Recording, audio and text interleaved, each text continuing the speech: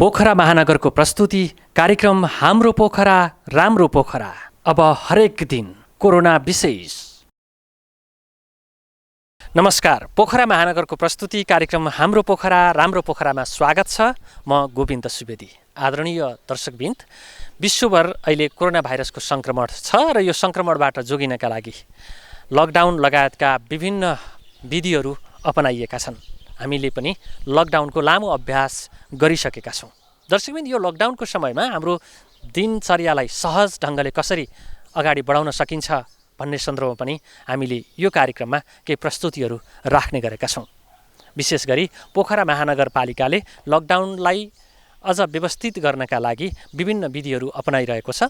आफ्ना केही विकास निर्माणका कामहरूलाई पनि लकडाउनको समयमा पनि निरन्तरता दिइरहेको छ। साथसाथै लकडाउनका समयमा नागरिकहरूको स्वास्थ्यलाई ख्याल गरी विभिन्न ढङ्गका क्रियाकलापहरू पनि अगाडि बढेका छन्। आजको बसाइमा हामीले विशेष गरी योग गुरु, पतञ्जलि योग समिति गण्डकीका प्रभारी दीपकराज सिग्देलको प्रस्तुति, त्यसै गरी पोखरा महानगरपालिका अथवा राज्यसँग निजी व्यवसायीहरूले कसरी सहकार्य गरिरहेका छन् आपूर्ति व्यवस्थापन लगायतका भन्ने सन्दर्भमा नेपाल उद्योग वाणिज्य महासङ्घका पूर्व अध्यक्ष आनन्दराज मुल्मीसँग कुराकानी गरेका छौँ र साथसाथै हामीले पोखरा महानगरपालिकाले निर्माण गरिरहेका केही विकास निर्माण कामहरू जुन अगाडि बढिरहेका छन् त्यसको सन्दर्भ सम्बन्धी एक सामग्री पनि प्रस्तुत गर्दैछौँ। कार्यक्रमको प्रारम्भमा हामीले प्रस्तुत गर्दैछौँ पतञ्जलि योग समिति गण्डकीका प्रभारी दीपकराज सिग्देलले प्रस्तुत गर्नुभएको यो योग प्रस्तुतिबाट। हाम्रो पोखरा राम्रो पोखरा। सबैलाई ओम। हामी यो महामारीको एउटा चपेटामा छौँ। घरमा बसिरहनु पर्ने अवस्था सिर्जना छ। हामीले समयलाई यसरी सदुपयोग गर्न सक्छौँ घरमै बसेर भन्ने अभिप्राय लिएर हामीले केही कुराहरू, अभ्यासहरू यहाँलाई योगको माध्यमबाट पस्कन गइरहेका छौँ। अभ्यास गर्नुहोस्, योगका अभ्यास गर्नुहोस्। हामीले विशेष गरेर बसाइलाई ध्यान दिनुपर्ने हुन्छ। यसलाई सिद्धासन भनिन्छ, यो सुखासन हो। त्यस्तै गरेर यसलाई माथि ल्याउँ, यसरी अर्को खुट्टालाई माथि ल्याउँ, यो पद्मासन हुन्छ। यो पद्मासन भयो, यसरी बस्न सक्नुहुन्छ। अथवा यहाँहरूलाई अझ यसरी पनि बस्न सहज हुन्छ भने यसलाई वज्रासन भनिन्छ।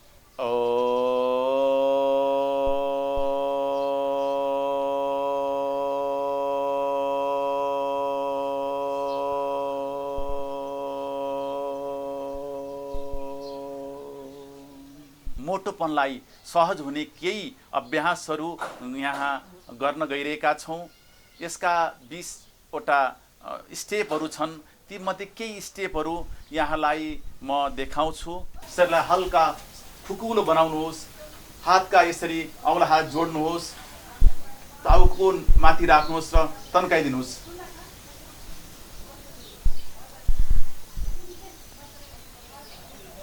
बिस्तारै यसलाई टाउकोमा राख्दै बिस्तारै तल आउनुहोस्। हातलाई सिधा गर्नुहोस् यसरी, अनि बिस्तारै जानुहोस् पछाडि, पुरै पछाडि जानुहोस्। बिस्तारै बिस्तारै बिस्तारै बिस्तारै बिस्तारै बिस्तारै अगाडि आउनुहोस्। फेरि अर्कोपट्टि जानुहोस्।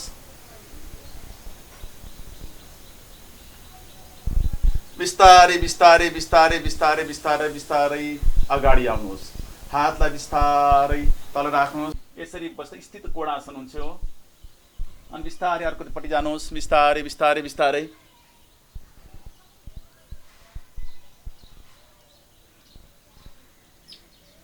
बिस्तारै बिचमा आउनुहोस्। यसलाई शलभासन भनिन्छ। खुट्टालाई बिस्तारै उठाउनुहोस् अनि बिस्तारै तल। अर्को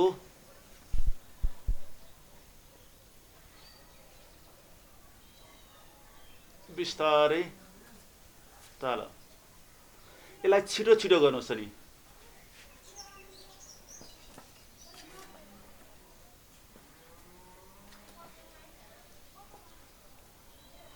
हातलाई एउटा हात देब्रे हातलाई पछाडि, अर्को हात अगाडि, दाहिने हात देउरे खुट्टा उठाउनुहोस्।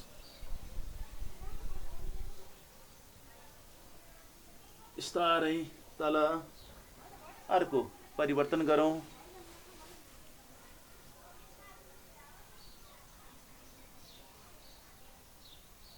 बिस्तारै तल। दुई हातलाई सिर पछाडि ल्याउनुहोस् र उठाउनुहोस्।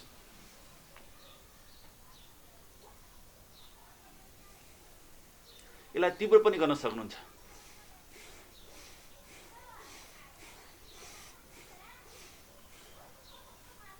अब हातलाई छातीको छेउमा राख्नुहोस् र उठाउनुहोस्। यसलाई भुजङ्गासन भनिन्छ। भुजङ्गासनको पहिलो अभ्यास।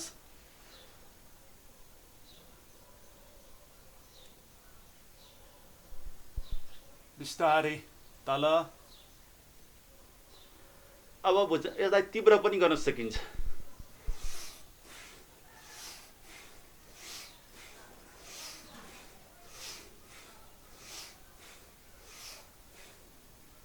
अब देब्रे हात माथि दाहिने हात राख्नुहोस्।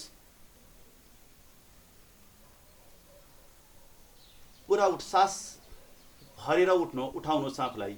नाभि भन्दा माथिको भागलाई उठाउनुहोस्।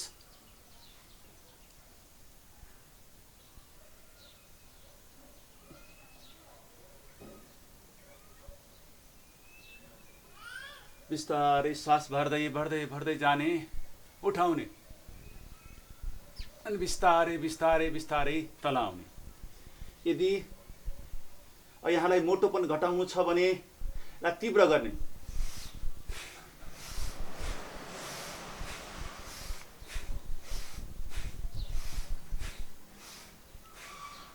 यसरी गर्न सक्नुहुन्छ। अब बिस्तारै देउरे कोल्टो भएर उत्तानो हुने। अब सास भर्दै घुँडामाथि घुँडा छ, कुर्कुच्चामाथि कुर्कुच्चा, बिस्तारै दाहिनेपट्टि जानुभयो। दृष्टिलाई देउरे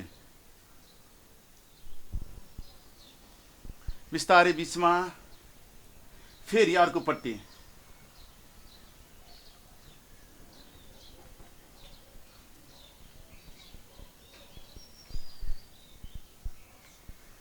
यसलाई तीव्र गर्न सक्नुहुन्छ। हामीले मोटोपनलाई घटाउनु छ, यसमा तीव्र गर्ने।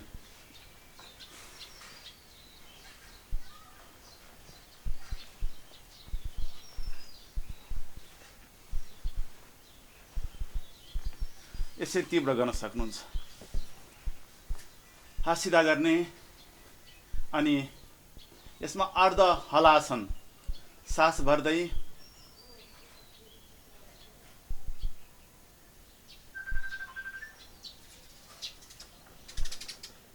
फेरि अर्को।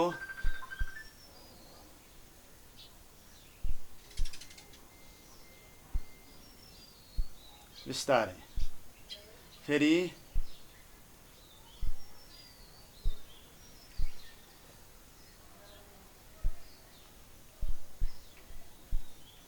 यसलाई तीव्र गर्न सक्नुहुन्छ।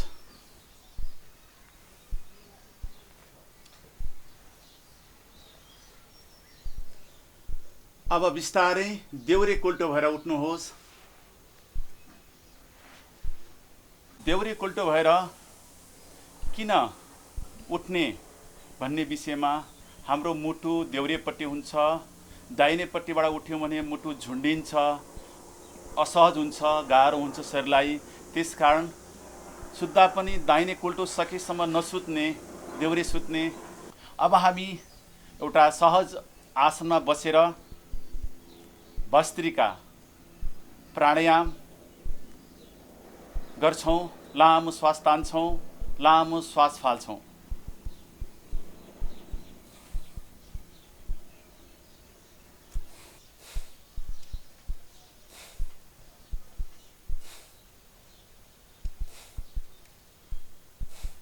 यो सामान्य भस्त्रिका प्राणायाम जोसँग उच्च रक्तचाप, मुटुको रोग आदि समस्याहरू छैनन् भने बिस्तारै 2.5 सेकेन्ड लिएर सास तान्ने, 2.5 सेकेन्ड लिएर फाल्ने।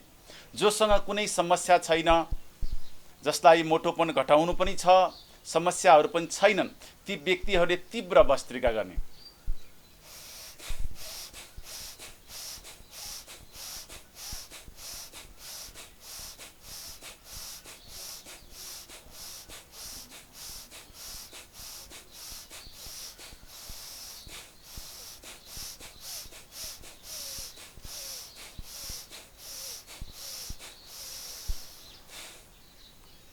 यसरी तीव्र भस्त्रिका गर्ने। यो तीव्र भस्त्रिकाले के फाइदा हुन्छ त? रगतलाई शुद्ध गर्छ। अझ बढी यतिखेर हामी कोठामा बसिरहेका छौँ, बाहिर निस्किन पाइरहेका छैनौँ। एक प्रकारको कोरोना भाइरसले हामीलाई नभइकन विश्वलाई नै आक्रान्त बनाइरहेको छ। यो अवस्थामा यो भस्त्रिका प्राणायाम हामीले 5 मिनेटसम्म गर्न सक्यौँ भने हाम्रा शरीरमा रहेका सेलहरूमा, हाम्रो शरीरमा रहेको रगतलाई शुद्ध बनाउनदेखि लिएर विशेष गरेर ब्रह्माण्डमा विद्यमान शक्ति, ऊर्जा, पवित्रता, शान्ति तथा आनन्द जति पनि शुभ वस्तुहरू छन् ती सबै ग्रहण गरिने भएकोले यो प्राणायाम अति उपयोगी छ। यसपछि अर्को प्राणायाम कपालभाति गर्नुहोस्, जुन कपालभाति प्राणायामले हाम्रो शरीरमा रहेको मोटोपनलाई विशेष गरेर घटाउन धेरै फाइदा गर्छ।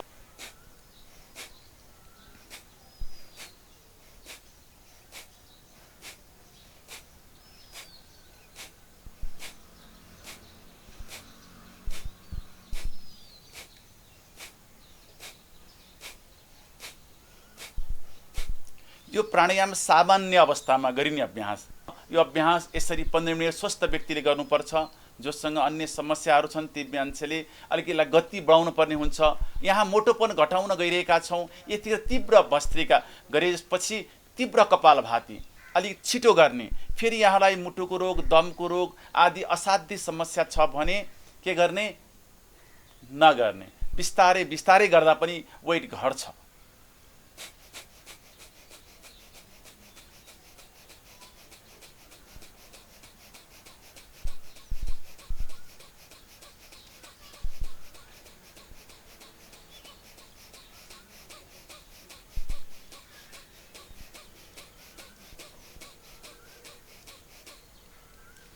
यहाँ के गरिन्छ भने कपालभाति प्राणायाम गर्दा सास फाल्नमा मात्र ध्यान दिन्छौँ, सास तान्नमा ध्यान दिँदैनौँ है। यहाँले उल्टो नगर्नुहोला। मोटोपनको लागि अनुलोम विलोम प्राणायाम गर्नुपर्ने हुन्छ। आउनुहोस्, बाही मुद्रामा यसरी बस्नुहोस् र देउनाको पाबाट सास तान्ने, दाहिना फाल्ने, अनि दाहिनाको पालबाट फेरि तान्ने, बायाँ फाल्ने। 2.5 सेकेन्ड लगाएर तान्ने, 2.5 सेकेन्ड लगाएर फाल्ने, फेरि 2.5 सेकेन्ड लगाएर तान्ने, 2.5 सेकेन्ड लगाएर फाल्ने गर्दा 10 सेकेन्ड हुन्छ। 10 सेकेन्ड भनेको 1 मिनटमा 6 पटक हुन्छ। 30 पटक गऱ्यौँ भने 5 मिनट हुन्छ। 15 मिनटसम्म यो अभ्यासलाई स्वस्थ व्यक्तिले गर्नुपर्छ। यसलाई तीव्र पनि गर्न सक्नुहुन्छ। जसलाई चाहिँ मोटोपन घटाउने इच्छा छ उहाँले तीव्र गर्न सक्नुहुन्छ। यहाँले अभ्यासलाई बढाउन सक्नुहुन्छ। हामीले यहाँलाई थोरै थोरै मात्र सिकाएका छौँ। आउनुहोस् मन्त्र गरेर यसलाई समापन गरौँ। ओम पूर्णमदः पूर्णमिदं पूर्णात् पूर्णमुच्यते पूर्णस्य पूर्णमादाय पूर्णमेवावशिष्यते। दर्शकवृन्द, हामीले प्रस्तुत गऱ्यौँ पतञ्जलि योग समिति गण्डकी प्रदेशका प्रभारी दीपकराज सिग्देलले प्रस्तुत गर्नुभएको योग प्रस्तुति। दर्शकवृन्द, अबको क्रममा हामी लकडाउनको समयमा बेहोरेको क्षतिलाई समेत कभर गर्ने गरी नीति कार्यक्रम ल्याउँदा के गर्नुपर्छ र विकास निर्माणलाई कसरी अगाडि बढाउनुपर्छ भन्ने सन्दर्भमा कुराकानी गर्दैछौँ नेपाल उद्योग वाणिज्य महासङ्घका पूर्व अध्यक्ष आनन्दराज मुल्मीसँग। हाम्रो पोखरा राम्रो पोखरा। लकडाउनको यो अवधिलाई पोखरामा बसेर निहालिरहँदाखेरि र स्वयं त्यसको साँची बनेर पालना गरिरहँदाखेरि कस्तो अनुभूति गर्नुभएको छ? प्रत्येक नागरिक राज्यको कानुनलाई अङ्गीकार गर्दै जानुपर्छ भन्ने मान्यता हामी सबैले बोकेको हो। त्यसअनुसार नै नेपाली जनताले अहिले नेपाल सरकार लगायत सबै तहका सरकारबाट जुन किसिमको निर्देशन भएको छ त्यसलाई पालना गर्न अगाडि बढेको छ। यो नागरिक स्वयं एउटा व्यक्तिमा मात्र सीमित रहन सक्दैन। त्यो नागरिक भनेको त्यो व्यक्ति भनेको समाजसँग जोडिन्छ, समुदायसँग जोडिन्छ, राष्ट्रसँग जोडिन्छ, त्यसप्रतिको उत्तरदायित्व हुन्छ, त्यसप्रतिको योगदान गर्ने अवस्थाहरू सिर्जना भएका हुन्छन्। अहिले केही गर्न नसके पनि एउटा नागरिकले एउटा व्यक्तिको नाताले सामान्य यो मुलुकप्रतिको योगदान दिनु भनेको सरकारको नीति नियम कानुनहरू पालना गर्दै अगाडि बढ्ने हो। त्यसअनुसार नै हामी अब घरमै यो बडो असहज स्थिति भए पनि बडो अप्ठ्यारो स्थिति भए पनि हामी घरमै बसिरहेका छौँ र सरकारको निर्देशन पालना गर्नेतर्फ हामी जिम्मेवारीपूर्वक अगाडि बढिरहेका छौँ। यो लकडाउनको बेला नागरिक कति अनुशासित रहे, राज्यले त्यो खालको अनुभूति उद्योगी व्यवसायीलाई र स्वयं नागरिकलाई र नागरिकले राज्यलाई कतिको गराउन सके जस्तो अनुभूति भएको छ? यो लकडाउनको अवधिको विश्लेषण गर्दाखेरि एउटा महत्त्वपूर्ण सन्देश चाहिँ के दिनुपर्ने अवस्था मैले महसुस गरेको छु भन्दाखेरि हाम्रो आर्थिक र सामाजिक संरचनामा कहीँ न कहीँ हामी सुधार र परिवर्तनको खाँचो हामीले देखिसकेका छौँ। यो आर्थिक संरचनाले यो मुलुक अगाडि बढ्न सक्दैन भन्ने कुरोको यसले स्थापित गरेको छ त्यो मान्यता। त्यसैले भोलिका दिनमा चाहिँ अहिले पनि हामी अध्ययनको सिलसिलामा छौँ, विश्लेषणको सिलसिलामा छौँ र सबै तर्फबाट त्यो विचारको आदान प्रदान गर्दाखेरि एउटा नयाँ दर्शन र नयाँ संरचनाको हामी एउटा अपेक्षा गरौँ। त्यसैले महानगरवासीको हैसियतले हामीले यो महानगरपालिकालाई साँच्चै सुन्दर व्यवस्थित गर्ने हो भने यसका कानुनी प्रणालीलाई राज्य प्रणालीसँग जोडिएका कुराहरूलाई हामीले पालना गर्दै हिँड्नुपर्छ र महानगरपालिकालाई आवश्यक पर्ने कुरामा कहीँ गलत काम गरेको हुनसक्ला जानी नजानिकन, त्यसलाई सुधार गर्नको लागि पनि हामीले आवश्यक सुझावहरू दिँदै जानुपर्छ भन्ने मान्यता म राखेको छु। यो बेलाको सहकार्यलाई अझ स्मरणीय बनाउने कुरा अझै भोलिका दिनहरूमा यो कठिन परिस्थितिमा पनि एकअर्कामा मिलेर गए राज्य र निजी व्यवसायी भनेर सन्देश दिने एउटा अवसर पनि हो। कस्तो पाउनुहुन्छ आपूर्ति व्यवस्थापन? होइन, अब हाम्रो आर्थिक संरचनाका कुरा गर्दाखेरि अझै पनि निजी क्षेत्रको असाध्य महत्त्वपूर्ण भूमिका छ। राज्य पक्षबाट त्यो आपूर्ति प्रणालीमा आफूलाई व्यवस्थित गर्न नसकेको सन्दर्भ हो यो। अझै पनि राज्य पक्षले नचाहँदै पनि निजी क्षेत्रका आपूर्ति प्रणालीलाई जसलाई हामीले मार्केट चेन भन्छौँ, सप्लाई चेन भन्छौँ, त्योसँग आश्रित हुनुपर्ने अवस्था छँदैछ। त्यसैले कुनै पनि अवस्थामा त्यो आपूर्ति प्रणालीलाई सुव्यवस्थित गर्नको लागि निजी क्षेत्रको सहयोग चाहिँ अहिलेको अवस्थामा चाहिँ अपरिहार्य जस्तै भएको छ। त्यसैले अहिलेको अवस्थामा अहिले त यो हामी 1-1.5 महिनादेखि हामी लागिरहेका छौँ। त्यस्तो असहज परिस्थितिको सिर्जना त भएको छैन।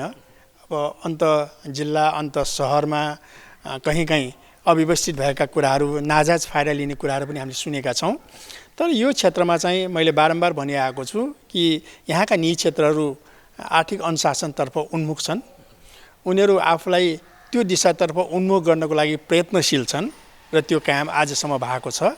त्यसैले कालोबजारको दृष्टिकोणले, मिलावटको दृष्टिकोणले वा नाजायज फाइदा उठाउने दृष्टिकोणले चाहिँ यो महानगरपालिकामा हिजोको इतिहासदेखि आजसम्म पनि त्यति ठुलो जघन्य अपराधहरू भएका हामीले सुनेका छैनौँ। यदाकदा त्यस्ता खालका गतिविधिहरू भए तापनि तर हामीले आफ्नो व्यावसायिक आचार संहितालाई, व्यावसायिक मूल्य र मान्यतालाई स्थापित गर्दै अगाडि बढेको सन्दर्भमा चाहिँ पोखरा र वरिपरिले यो गण्डकी प्रदेशलाई एउटा व्यावसायिक स्तर र व्यावसायिक स्वच्छतातर्फ उन्मुख गराउन सक्छ भन्ने दृष्टान्त यसले प्रस्तुत गरेको छ। त्यसैले भोलि महानगरपालिकाले यो जुन स्पिरिट हो यसलाई चाहिँ अत्यन्त उच्च मूल्याङ्कन गर्दै अगाडिका दिनहरूमा पनि यहाँका व्यावसायिक वातावरणलाई, यहाँका आर्थिक गतिविधिलाई कसरी सकेसम्म उजागर गर्ने भन्नेतर्फ चाहिँ आफ्नो ध्यान केन्द्रित गर्नु जरुरी भएको छ।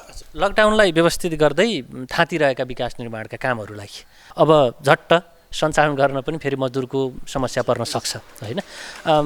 कसरी यसलाई चाहिँ फेरि पुनःस्थापित गर्दै अगाडि बढाउन सकिएला? निजी क्षेत्रको तर्फबाट के भन्नुहुन्छ? महानगरलाई सल्लाह के हुन्छ? यो रोजगारका अवसरका कुरा गर्दाखेरि हामीले दुईवटा महत्त्वपूर्ण कुरालाई बिर्सनुहुन्न। एउटा काम जसुकै काम गर्दाखेरि पनि यो कमजोर हुन्न र काम नै महत्त्व छ भन्ने कुरोको हामीले सन्देश दिन सकिरहेका छैनौँ। आज पनि पोखराका विकास निर्माणका कुराहरू गर्दाखेरि धेरै मानिसहरू, धेरै मजदुरहरू, धेरै काम गर्ने जनशक्तिहरू हामी पोखराभन्दा बाहिरकाबाट आयातित भएको हामी पाउँछौँ। हुन त सहरको विकास क्रममा चाहिँ धेरै मानिसहरू सहरतर्फ उन्मुख हुन्छन्, त्यो स्वाभाविक प्रक्रिया हो। तर हामीलाई चाहिने जनशक्तिको कति आवश्यकता छ भन्ने कुरोको हामीले लेखाजोखा गर्ने अवसर हो यो। समग्र पोखरा महानगरपालिकाका विकास निर्माणका कुराहरूसँग सम्बन्धित गर्दाखेरि यहाँका औद्योगिक र व्यावसायिक प्रतिष्ठानसँगको जनशक्तिको आवश्यकतालाई अब हामीले पुनर्मूल्याङ्कन गर्न जरुरी छ। कति चाहिने हो त वास्तवमा, कस्ता खालका जनशक्ति चाहिने हो क्या? भोलिको दिनमा नगरपालिकामा स्वास्थ्य सम्बन्धी जनशक्तिको अभाव देखिएको छ। त्यसलाई पुरा गर्नेतर्फ पनि अब ध्यान दृष्टिकोण अवस्था भइसकेको छ। हामी ऱ्यान्डमली हामी कुराहरू गर्छौँ। जस्तै बडो राम्रो सन्देश हिजो वा आज दिएको छ कि अनलाइनबाट जुन किसिमका शिक्षा दिने प्रवृत्तिलाई सुरुवात गर्यो, यो एडक बेसिस भन्छु म, त्यो आवश्यक छ कि छैन, त्यसले के प्रभाव पर्छ भन्ने कुराको कुनै किसिमको मूल्याङ्कन नगरिकन एउटा फेसनको रूपमा जुन अनलाइन शिक्षा हामी दिँदैछौँ भन्ने खालका जुन किसिमका दबावहरू सृजना गरे, त्यसले नगरपालिकाले ठिक समयमा रोकेको छ। यस्तै खालका कुराहरूलाई अब स्थानीय सरकारको हैसियतले पोखरा महानगरपालिकाले आफ्नो क्षेत्रमा यी सबै क्षेत्रलाई व्यवस्थित गर्नको लागि कहीँ न कहीँ इन्टरभेन्सनको जरुरी छ। त्यो जरुरी नभइकन आम नागरिकले योगदान पुर्याउन सक्दैनन्। आम नागरिकलाई त्यो कानुनको सीमाभित्र बाँध्नको लागि नगरपालिकाका सेवाहरूलाई प्रभावकारी बनाउनु नै सबैभन्दा महत्त्वपूर्ण पक्ष हो। त्यसैले महानगरपालिकाले यो दिशामा भोलिको दिनमा चाहिँ अत्यन्त महत्त्वपूर्ण भूमिका खेल्न सक्दछ भन्ने मलाई लाग्दछ। यो लकडाउनलाई अब अवसरको रूपमा हामीले प्रयोग गर्नुपर्छ। विपद व्यवस्थापन हामी कमजोर रहेछौँ, त्यसलाई भोलि कसरी व्यवस्थित गर्ने हो? स्वास्थ्य सेवा क्षेत्र हाम्रो लागि अत्यन्त चुनौतीपूर्ण रहेछ। त्यो दिशातर्फ हाम्रा कुराहरू गर्नु पर्यो।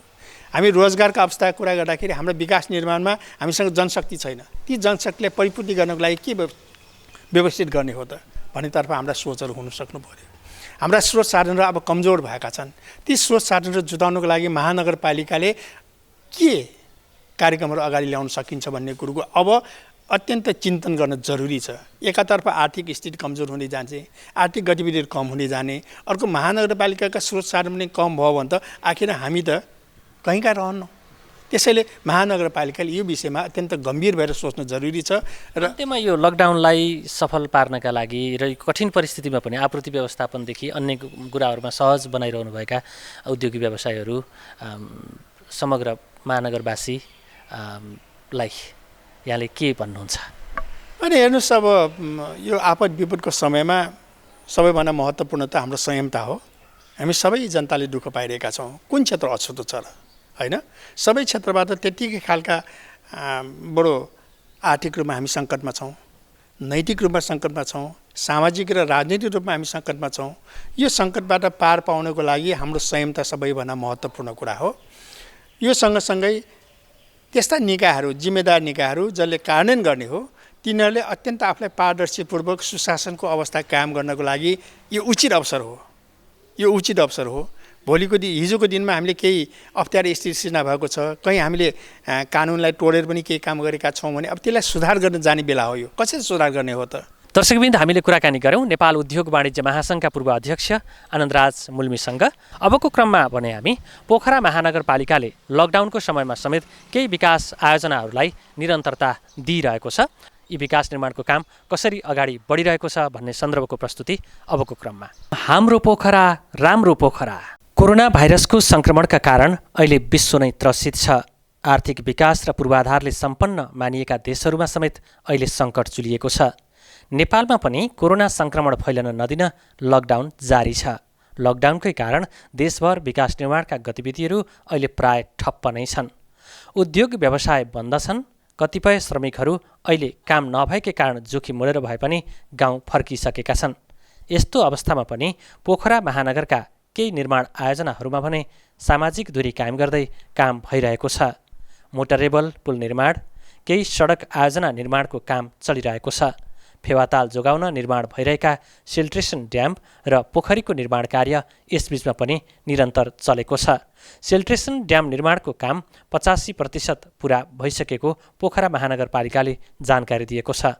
पोखरा महानगरका अनुसार सामाजिक दूरी कायम गर्दै र मजदुरलाई जोखिम नहुने ढङ्गले अहिले भाटीखोला, कालीखोलाको खोरकुना, स्यानीखोला, बगादी खोला र स्याङखुदी लगायतका स्थानमा मोटरेबल पुल निर्माणको काम निरन्तर चलिरहेको छ।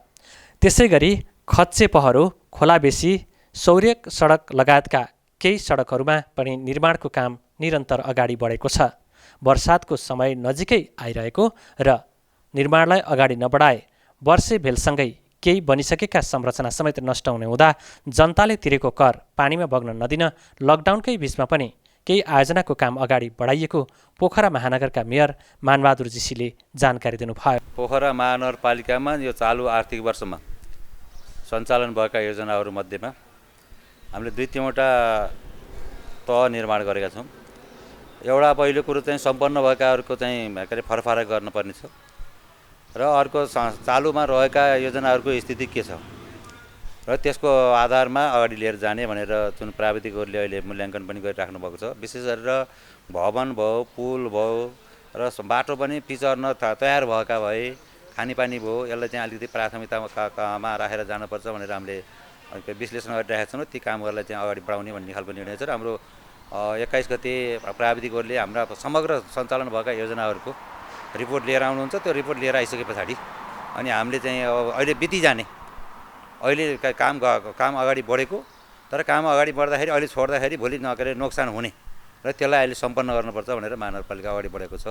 लकडाउनको पालन गर्ने र विकास निर्माणलाई पनि अगाडि बढाउने गरी महानगरले छिट्टै अन्य आयोजनालाई गति दिने उहाँले बताउनु भएको छ। 56 दिन 46 दिन लकडाउन हुने भयो।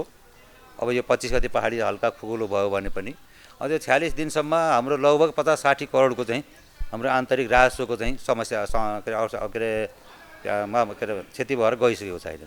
अब त्यो खुलेसिन पनि मान्छे बाहिर निक्लन डराउलान् अनि फेरि त्यो राजस्व तिर्न कहिले आउलान्, धेरै दिन लाउन सक्छ त्यसले पनि अहिले। त्यसो भएर अब अहिले चाहिँ यो वर्ष अब अलि धेरै जोड दिएर जानु भन्दाखेरि बिग्रिजाने योजनाहरूलाई सम्पन्न गर्ने र नबिग्रने अर्को आर्थिक वर्षमा काम गर्दा पनि फरक नपर्ने र नयाँ योजना त हामी सम्झौता गर्दै नगरौँ भनेर रोकिसकेका छौँ। पोखरा महानगरले लकडाउनका कारण बन्द उद्योग धन्दा खोल्ने वातावरण बनाउने र रोकिएका विकास निर्माणलाई गति दिँदै यो अवधिमा पुगेको क्षतिलाई कसरी पूर्ति गर्न सकिन्छ भनेर योजनाबद्ध ढङ्गले अगाडि बढ्ने तयारीमा रहेको शहरी योजना आयोग पोखरा महानगरपालिकाका उपाध्यक्ष डाक्टर रामचन्द्र लामिछानेले जानकारी दिनुभयो।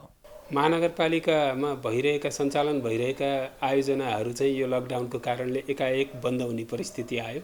पहिलो हप्ता चाहिँ सबै कामहरू ठप्प भए पनि त्यसपछि अब यो खास गरी गण्डकी प्रदेश र पोखरा महानगरपालिकामा कोरोनाको सङ्क्रमण नदेखिएपछि एकदमै न्यूनतम क्षति हुने हिसाबले र सबै सोसल डिस्टेन्स मेन्टेन गरेर WHO ले भनेको स्वास्थ्य विधिहरूलाई कार्यविधिहरूलाई अपनाउँदै केही विकासका कार्यक्रमहरू यहाँ सुचारू भइरहेका छन् र जहाँ कार्यक्रमहरू सुचारू भइरहेका छन् त्यहाँ मजदुरहरू र त्यहाँ काम गर्ने सबैजना सुरक्षित हुनुहुन्छ। जस्तै अब हामीहरूले भन्दाखेरि चाहिँ फेवा सिल्टेसन ड्याम त्यहाँ करिब 250 जना मान्छेहरूले सुरक्षाको प्रोटोकललाई अपनाउँदै कामहरू गरिरहनु भएको छ। जब यो लकडाउनको समय जति ढिलो हुँदै गयो त्यति सुरक्षित यहाँ सङ्क्रमण नदेखिएको कारणले विकास निर्माणका कामहरूलाई नियमित रूपमा गर्न पर्छ भन्ने महानगरलाई लागेर अहिले केही विकासका कामहरू भइरहेका छन्। जस्तै पुलहरू यो बिचमा बनिरहेका छन्, वडा कार्यालयहरूका कामहरू पनि भइरहेका छन्, सिल्टेसन ड्यामको कामहरू भइरहेको छन्।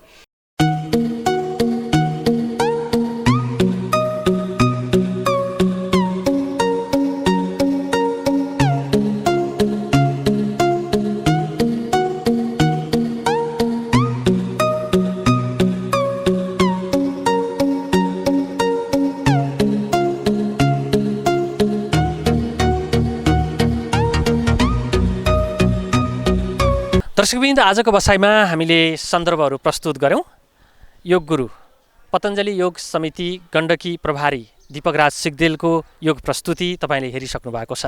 त्यसै गरी पोखरा महानगरपालिकामा आपूर्ति व्यवस्थापनदेखि उद्योगी व्यवसायीहरूले गरेको अपेक्षा र महानगरसँग भइरहेको सहकार्यका सन्दर्भमा हामीले कुराकानी गऱ्यौँ। नेपाल उद्योग वाणिज्य महासङ्घका पूर्व अध्यक्ष आनन्दराज मुल्मीसँग कुराकानी पनि हामीले प्रस्तुत गरेका छौँ। साथसाथै पोखरा महानगरपालिकाले लकडाउनका समयमा पनि केही विकास योजनाहरूलाई अगाडि बढाएको छ। यसका सन्दर्भमा प्रस्तुत सामग्री पनि तपाईँ हेरिसक्नु भएको छ। यतिन्जेलसम्म हामीलाई हेरेर साथ दिनुभयो तपाईँ सम्पूर्णप्रति विशेष आभार प्रकट गर्छु र हाम्रो सम्पूर्ण युनिटका साथ मलाई पनि आज्ञा दिनुहोस्। नमस्कार। हाम्रो पोखरा राम्रो पोखरा।